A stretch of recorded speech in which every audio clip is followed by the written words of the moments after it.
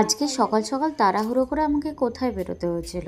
ঘুম থেকে উঠে তাড়াতাড়ি রেডি হয়ে ব্রেকফাস্ট করে আজকে আমি বেরিয়ে গিয়েছিলাম একটা ইম্পর্টেন্ট কাজে। হ্যাঁ, আজকে আমাকে যেতে হয়েছিল সল্টলেক। তো সকাল সকালে উঠে ব্রেকফাস্ট করে নিয়ে, ব্রেকফাস্টে ছিল আজকে পাপায়া এবং ওটসের চিলা। সকাল সকাল রেডি হয়ে বেরিয়ে পড়েছিলাম সেই ডেস্টিনেশনের উদ্দেশ্যে।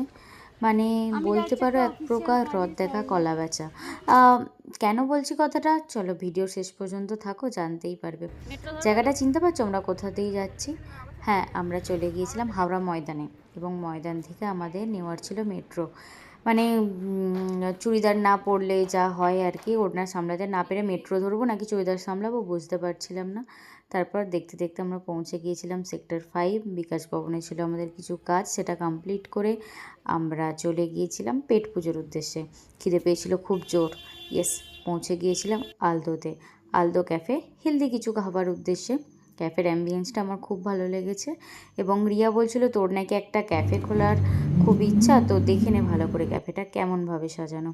তারপর দেখতে দেখতে আমরা আমাদের মেনু অর্ডার করে দিয়েছিলাম। তারপরেই চলছিল কিছু ফটোশ্যুটের সেশন, এবং তারপরে এসে গিয়েছিল আমাদের খাবার, হেলদি কিছু অপশান ছিল। এবং ফেরার পরে বিকালে ছিল আমার ওয়ার্কআউটের টাইম, তো ওয়ার্কআউট করে নিয়েছিলাম। এবং রাত্রিবেলা ছিল আমার জার্নালিংয়ের টাইম। জার্নালিং করতে করতে এই যে পিছন থেকে এসে আমার পার্টনার আমাকে দিল ধপ্পা, এবং তারপরেও আমাকে শোনাচ্ছিল একটা গান। এবং চলো টাটা, গুড নাইট।